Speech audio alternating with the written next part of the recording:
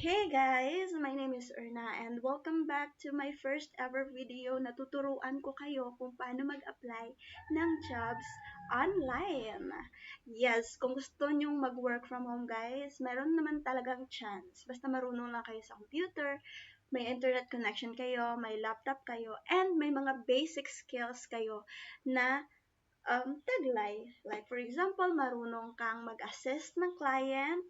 Like for example, marunong kang mag-manage ng inbox ng ating client. Yan. Lahat naman ng skills na tututunan, most especially yung basic lang, pero mayroon ding skills talaga na mga difficult. So, yun yung kailangan mong i-work out along the process. Kung ito talaga yung pang matagalang choice mong work. Alright, so let's go na sa mga platforms kung saan kayo pwedeng maka-apply ng jobs remotely. Alright. Okay, so first kong i-share sa inyo, ito yung Online Jobs PH. Yes, this is the Online Jobs PH, guys. And pwede kayong maghanap ng work dito online. Ito yung first kong sasabihin sa inyo. Click nyo yung Find Jobs. Kasi nga, dito ako nakakuha ng dalawa kong client, yung isang long-term ko and yung isang project-based ko back in 2024. Alright, so sa website na to, dito nagpo-post ang mga clients, agency, ng mga job posts. So, mag-explore kayo sa website na to, explore nyo yan, basa-basa kayo ng mga job posts, and kung sa tingin nyo, kaya nyo naman yung work, go apply lang kayo. However, bago kayo makapag-apply, kailangan nyo muna mag-sign up kung wala pa kayong account. And then after the sign up, guys, I need ninyong i-verify ang inyong account sa Online Jobs PH. Madali lang yan, need mo lang ng one valid ID para lang na ma-verify na ikaw talaga yung gumawa ng account na yan. So, if verified na yung Online Jobs PH mo, pwede ka nang mag-start mag-apply. Like for example, Customer Specialist VA, kaya mo to. Kung sa tingin mo kaya mo to, yung responsibilities or manage multiple simultaneous chat conversations, communicate clearly and creatively in English, help customers with their issues in a timely manner, and kung sa tingin ninyo guys ay kaya nyo yan, i-applyan ninyo. So, yun nga yung sabi ko sa inyo na kapag mag-apply kayo, kailangan nyo muna mag-register and then i-verify kasi pagka verified na or may account ka na, maglalabas naman dito yung apply for this job. So, dyan kayo makakapag-apply. Pero other job post, meron silang Google form kung saan yung pwedeng makapag-apply. Pero bihira lang. Kadalasan, mas maganda talaga pag verified kasi hindi limited yung pag-apply ninyo. So, kailangan mo lang i-fill up yan. For example, name, last name, age, kung prefer mo ba yung full-time, part-time, freelance. Yeah. Enter email mo.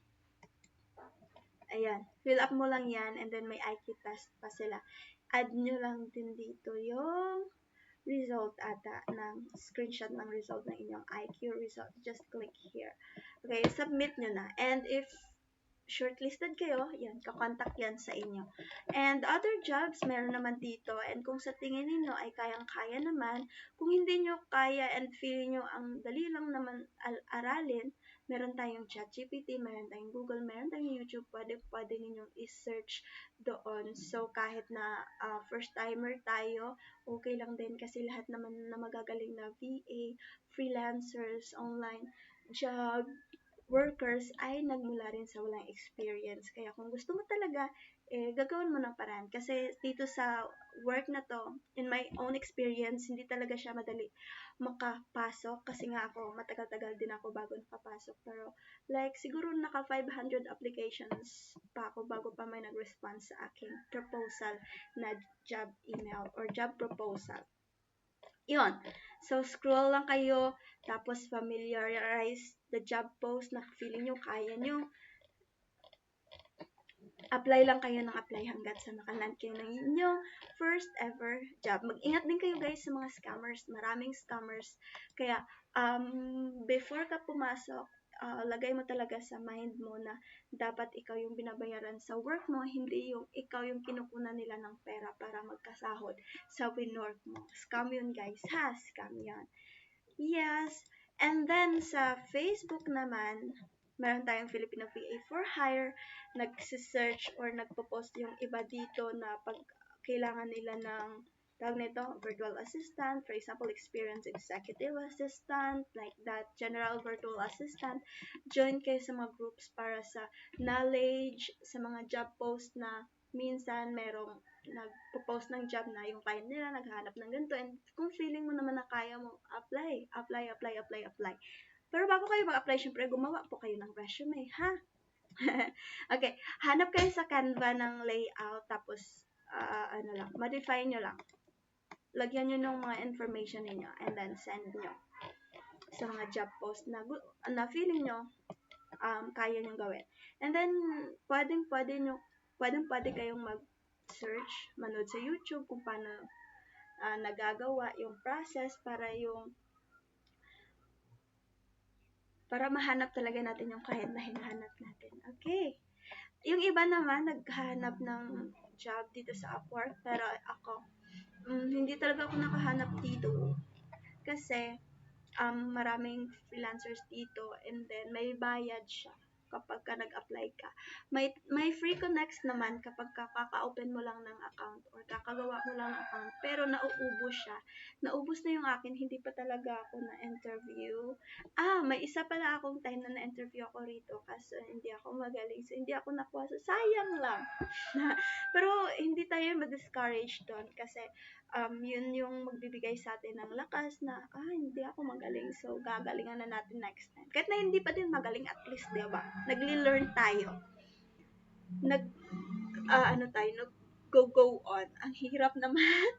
Pero, yes. Tapos, gawa din kayo ng account sa LinkedIn. Dito din, yung iba nakakahanap ng client nila. Minsan, nag-add friends sila sa mga CEO, like that, sa Australia, kumbaga. Tapos, ina-add nila or kino-connect nila, and then minsan mini-message nila.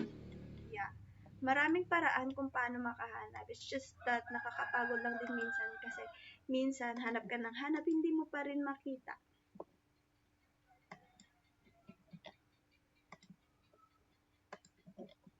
Ayan. Pwede mong i-connect yan tapos send ka ng message. Ito lang naman muna guys yung ma-recommend ko sa inyo. Kung may iba pa kayong tanong, let me know lang. Hindi ako expert, by the way, guys. Sobrang hirap ng pinagdaanan ko dito, and from time to time natatakot. Natatakot din ako na baka one day pag-isip ko wala na akong trabaho. Pero, well, that's life. Lahat naman nangyayari talaga may rason. So, yeah, see you on my next video. And kung may tanong pa kayo, comment lang. Bye!